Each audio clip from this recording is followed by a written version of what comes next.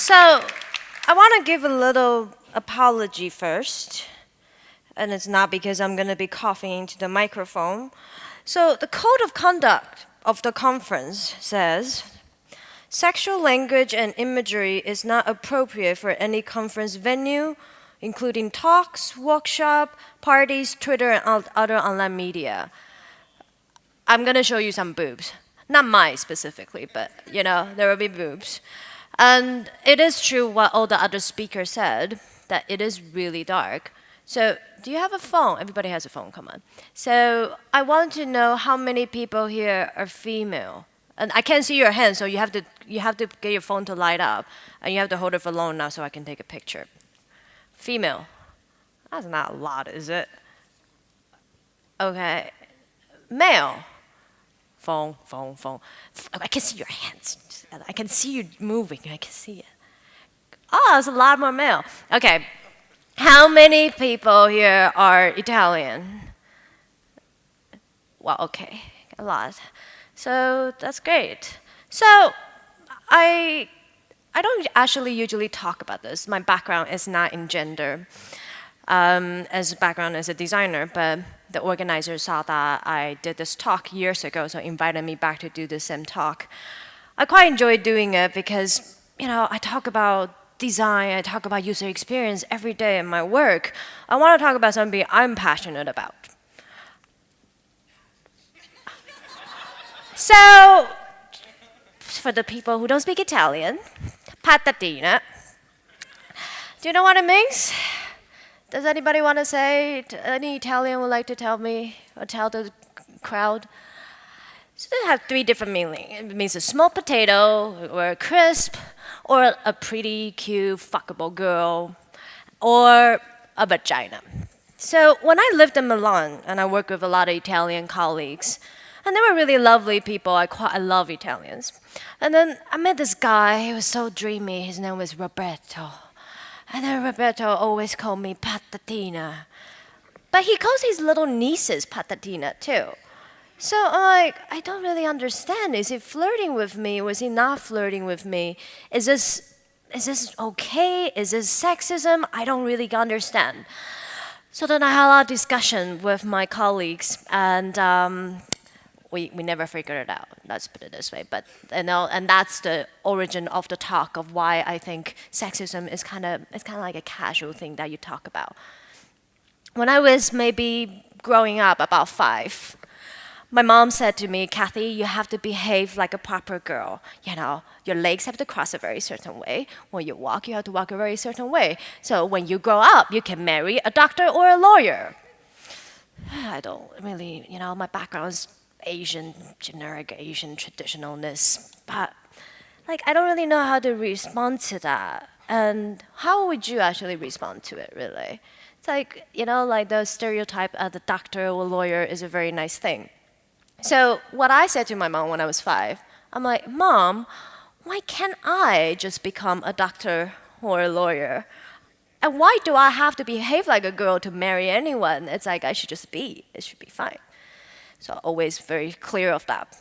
When I got a little older, I was maybe 12. I wanted to marry a tree.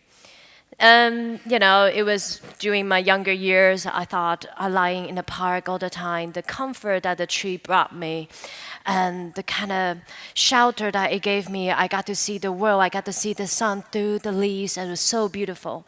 And I wanted to marry a tree. And this is really important to me at that point, because I realized that there was really no gender. There's the perception of gender when you're younger, when you're without any pollution, I would say pollution of the world. It's really pure. And then that innocence about gender is something that I kind of want to get back. I want to have that again. So that's me. A little bit about me is that I do user experience. I usually consult for large enterprises to do digital transformation project. I do service design. I do business design. I do very businessy things. But the only reason that I am explaining this to you, one part, there's a Twitter handle. If you take a picture, can you put it on Twitter so I can have it later, please. And the second part is I've been working in the tech industry my whole life for the last 10, 12 years in all different kind of organization, in creative agencies, with engineers, working with designers in all the different ways. And we know that this is an industry that is predominantly male, as we can see in the room, and that's okay. It's something that happens. But I talked a lot about the empathy role. What is the empathy role? It's kind of like, Kathy, can you book the follow-up meeting? Well, I'm the director, I don't know why you're asking me to book the meeting. It's not so much about, the lack of project manager. It's more about women in general. They're more caring. They have the ability to organize things. That's why maybe that you see more secretaries. They're female. And then the empathy that naturally comes in a woman that you would probably clean up more often than others. And then so I would probably end up booking the meetings most of the time. And I still do it sometimes. I try to avoid it, but it is okay. This is the kind of gender role that is so embedded in how we are. And kind of as a occupational hazard, that I see everything as a research project. I think that life is a big, long research, and I have such a sensitive heart that everything I see and everything I do every day, that it touches me in a different way.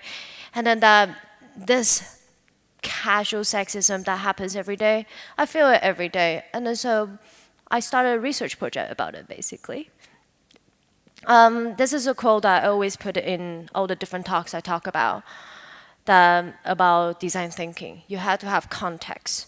You always design a thing by considering in a larger context. A chair in a room in a building in a city, and so on. This is context, and I think that a lot of different speakers have talked about it, throughout the 2 days, about how you're supposed to build context and understand things. So we can look at sexism in a more contextual way. This is the way that I have tried to study it myself.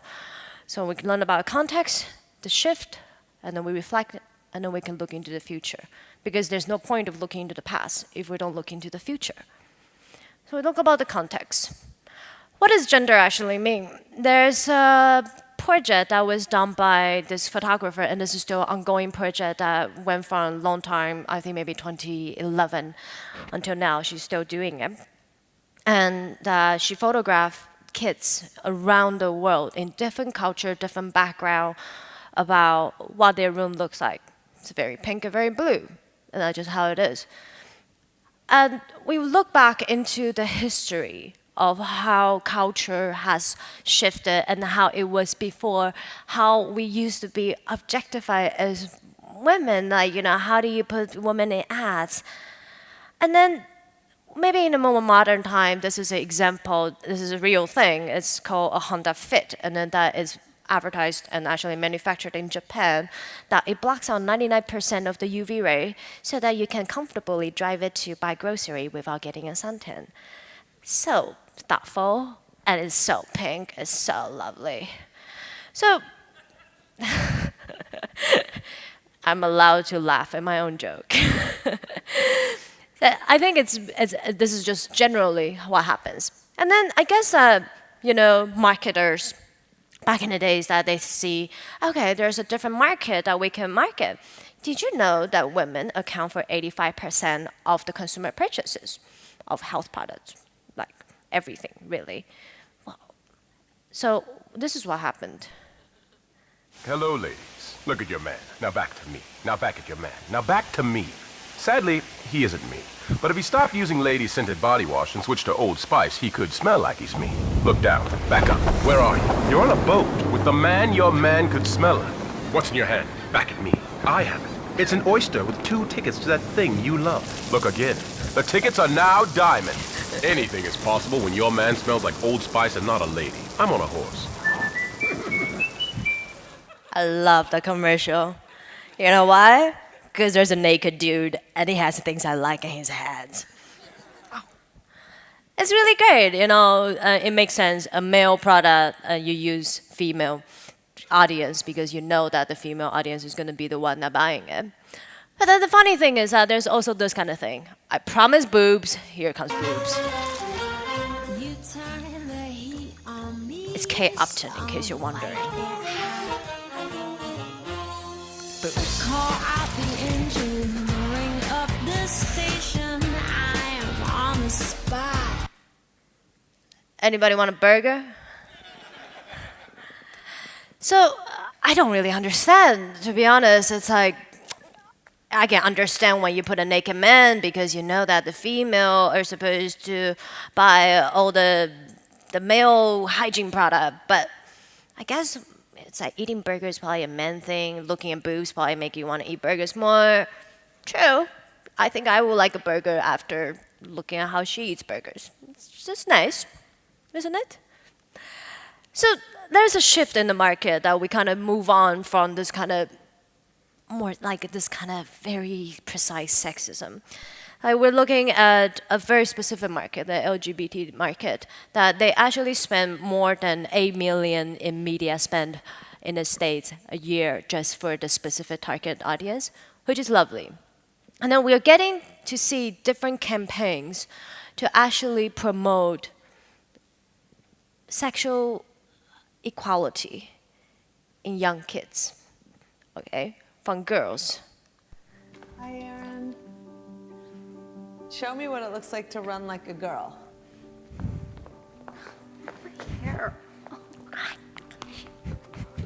Show me what it looks like to fight like a girl. I should have got Pierre to come up and do this with me. Now throw like a girl. Aw. So do you think you just insulted your sister? No. I mean, yeah, insulted girls, but not my sister. My name is Dakota, and I'm 10 years old. Show me what it looks like to run like a girl. Throw like a girl. Fight like a girl. What does it mean to you when I say run like a girl? It means run fast as you can. I have goosebumps because I'm a girl. So there's that. I really, really like that campaign. I think, well, it is a female product, you know, always, right? It's a female hygiene product where they put blue liquid on things so male don't get very uncomfortable when watching the advertisement on TV. But we'll leave it at that. But yeah, it's really nice, you know, that we have this thing where we are trying to raise awareness in general society that we're moving forward. For the last time when I gave the talk in 2012 to now, there's a lot of new campaign happening. And then we also have to look at gender in the different places. And this is an ad launched by UN Women about gender equality in different places, because in some parts of the world, and like many parts in the Middle East that I have been to, I have personally met female who have very little right, basically. Did you know that in some Middle East countries, for a rape charge to be a real charge, it means that 5 men have to say that it is a crime that actually happened? So it means you have to get gangbanged by 5 guys, and then all 5 of them decide to come to their senses and say, yes, we did a gangbang and we raped her. So that is actually true, which is very sad. But there are a lot of different campaigns to try to raise awareness of that. We have a very different spectrum of the kind of awareness that we need to raise. And there are many, many organizations that is doing it. This is just, you know, some of them. And a lot of them are starting to say, you know what, I think we have to talk about gender equality in a way that would bring male into the conversation, right? Are you insulting your sister? You know, this is just part of it. But I think that maybe there's more to that. Like, this is what I think. I've been looking for examples of what it means to have male advocating for it. This is a very nice quote from a very famous feminist about we began to raise our daughter more like sons, but we don't have yet actually raised our sons like daughters, which is so true. Because it's not so much just about having the guys having the awareness of gender equality, of feminism, of fighting for girls. It's one part about this is how do you bring up the culture like in a male so that he will understand what it is like to treat women and what does it mean to be different and to be male. So we're going to do an exercise. I know you guys are pretty quiet so far, but hey, I try to speak Italian and I open with Italian words, so maybe you can try.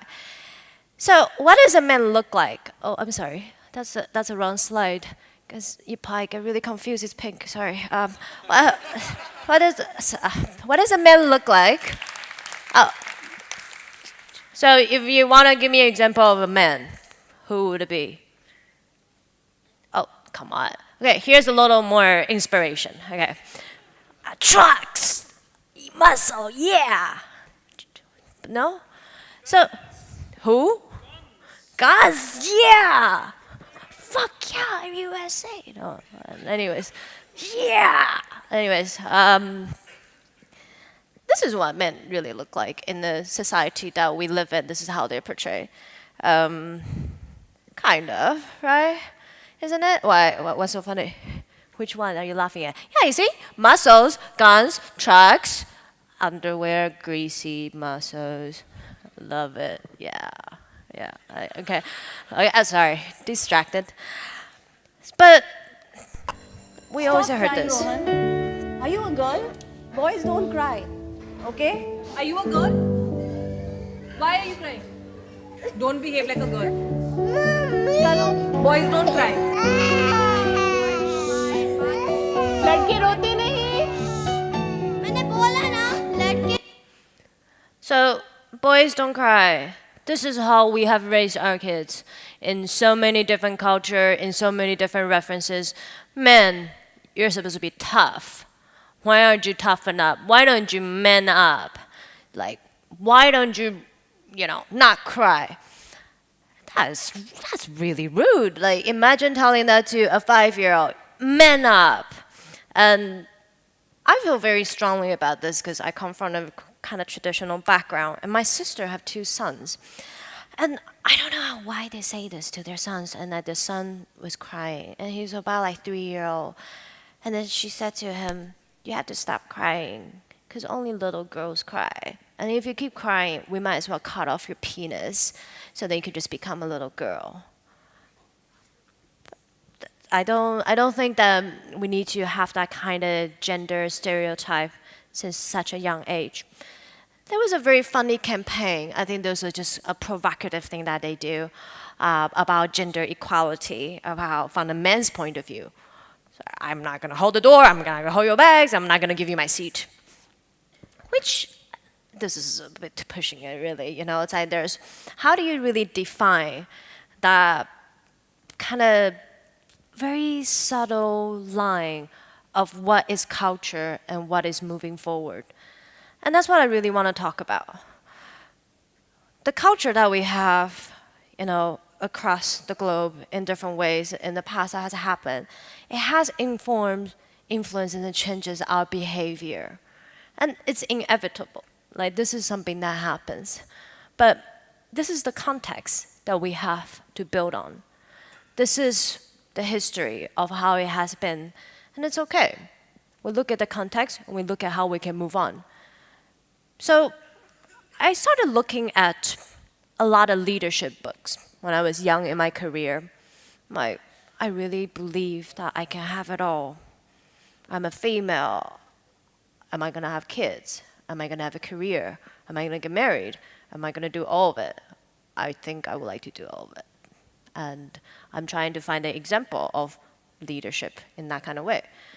I read about some, leadership books about women, very specific, slightly less than, generic leadership books. I even found very specific ones about how women of color can succeed in corporate America. Very specific. I'm like, oh yeah, I really like that. There's also another one called How to Work Successfully with Black Colleagues and Customers. I'm not making this up. This is a real book. The reviews weren't great, but there's one review that is actually gave it 5 stars and said, "Oh my gosh, people are not actually looking at the value of this book. This is a real book." So it's really weird because there's kind of this segmentation of how things are segmented. You know, there's the generic crowd, and then there's the female crowd, and then there's maybe the color crowd.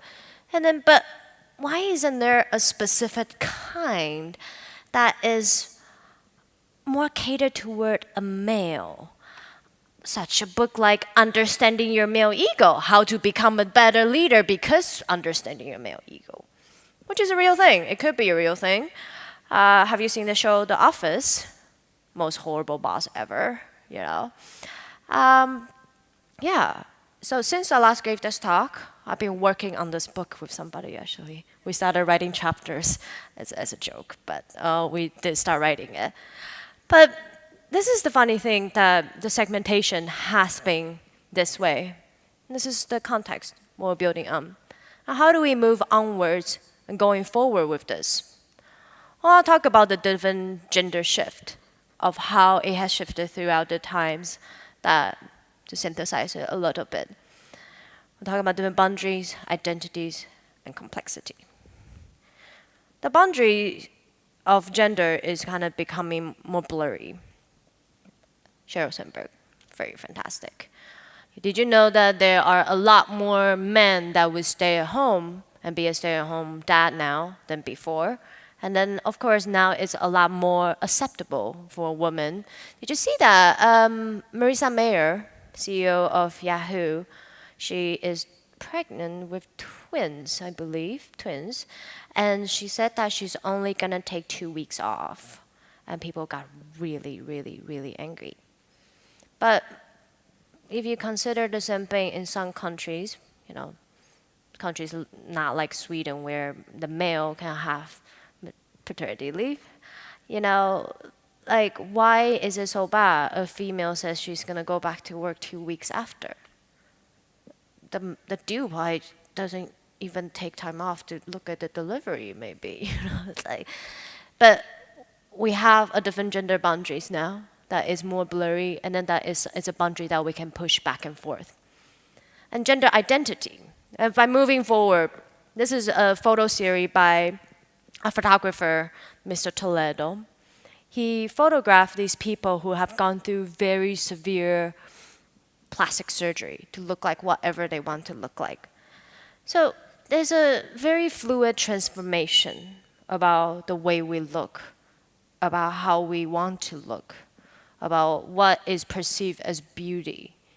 You know, this is something that the gender identity, that is not something that a man has to look like the muscle and the oil on his body and all of that. But that's the identity. Look at gender complexity. That this is gender is becoming a casual lifestyle choice.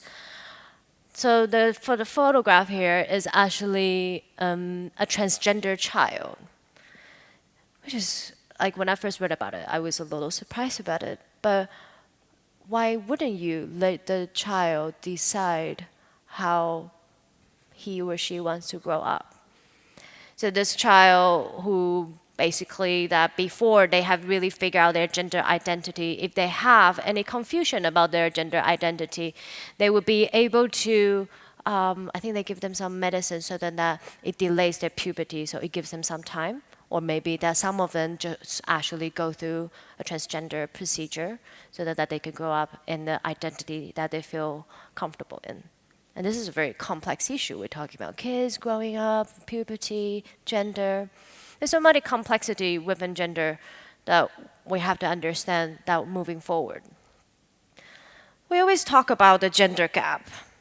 I would like to hope that now we kind of all have an understanding of the gap. And one of the things, once you understand the gap, you always say, oh, now we should bridge the gap. Well, what if there's just no gap? I don't specifically like talking about the gap or bridging the gap. I like to think forward and think about what happens when there is no gap, because I don't believe in this. So this is one of the campaign that was launched in the UK a couple years ago that is basically a display that only female can see. It's because it's a campaign for girls in developing country who don't have ability to have education. So by having a facial recognition technology, only female can see it, so then that it would kind of project that emotion to the male audience, what it feels like to have a very basic right stripped away from them. I think it's quite powerful. This is a good way of not talking about the gap. This is just say there's no gap, but this is how we transform emotion. And luckily, I like to think that because we're designers, developers, designers, we're design thinkers. We're here to change the world, and then we have the power to craft the future that we live in. It doesn't matter what we do. And this is a gift, really. Well, for one, I can stand on a stage and talk about this for 30 minutes, which is pretty awesome. So, we have the ability to change the world that we actually live in. I want to talk a little bit about communication.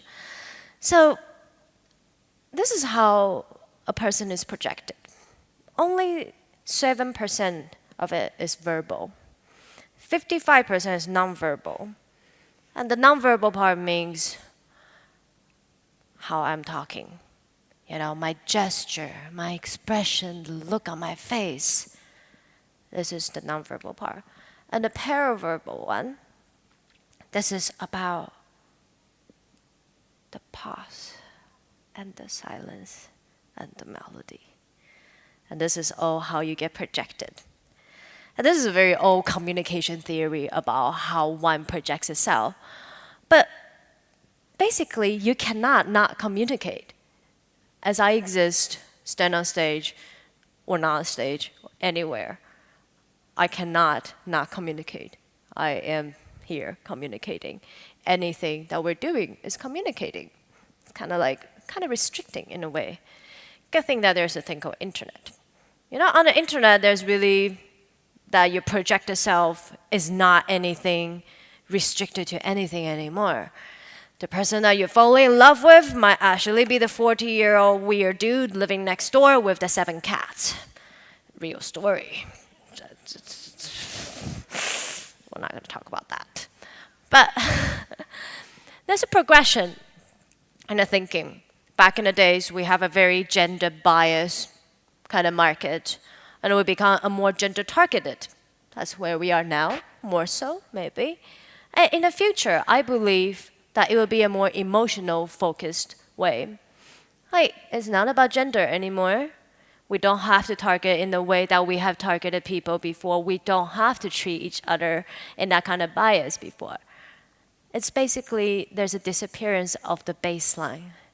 There's no more baseline of what gender really means and how people are supposed to be. How nice would that be? I think I would quite like that. Because the truth is, this is all I really want to talk about. I want to talk about sex. I want to remove the baseline of gender, attraction, all of this. Because why does it have to be so strict? Why does everything have to be so in a way that I have to be attracted to a male that has a truck, that has big muscles? Or, even if you are in a different group, why do you have to be attracted to a very specific thing? It should be something more about survival, that is more instinctual, instead of all these layers that the culture and the history has given us. There are 3 different things. This is projecting into the future. So emotion-driven goals. Did you know that there's 436 questions on the questionnaire from Match.com? That's how you find true love. Not on Tinder. This is it. Because we think this is how we find love. This is how we define the baseline of who we are. Based on your gender, based on this, 436 questions. How would you describe yourself? How would you describe your relationship, your family? Who cares? It's not about that. The future is our devices as humans, And I want to see a world where that we can fall in love with our devices. So how does that really work? Because our phones or our devices around us are starting to be more sensitive to our feelings. They are more responsive to how we feel. I do this a lot. I'm not kidding. Do you love me, Siri? Let me get back to you on that. Sorry, I'll take that back. Sometimes Siri tells me he loves me, but devices are more sensitive to our emotion now. So one of the example is there's a GPS system. You know how you are driving around with your GPS and it's like turn left, turn right, turn left in the next left, blah, blah, blah. And then sometimes you'll be yelling back at it. You've done it. You just admit you've done it. Because I do it all the time. And I'm like, no, I don't want to turn. No. Why didn't you tell me earlier? And so they develop a GPS system that actually detects your emotion. So that when you say, no, I don't want to turn left. And it's like, okay, we will do it your way. I thought, really? My way? Really? Thanks. It's nice. So device is human. So if we design for the future to treat devices as human, we will be able to reach the day where we can have more connection with our devices. And in the very, very end, we will have singularity love. Because once you fall in love with your machines will never die. And the love basically lives on forever. And that's from the movie Her. I cry every time I watch it because I want that. I want that. It's not so much about the loneliness, it's about that this is the singularity. It's that emotion that I have invested with my devices, with my technology, that it will live on forever instead of having a baseline of gender or have a baseline of emotion. It won't even have a baseline of time. We strip away the baseline of everything and the love lives on forever. Remember my tree? So, could I marry my tree? Probably. Yeah.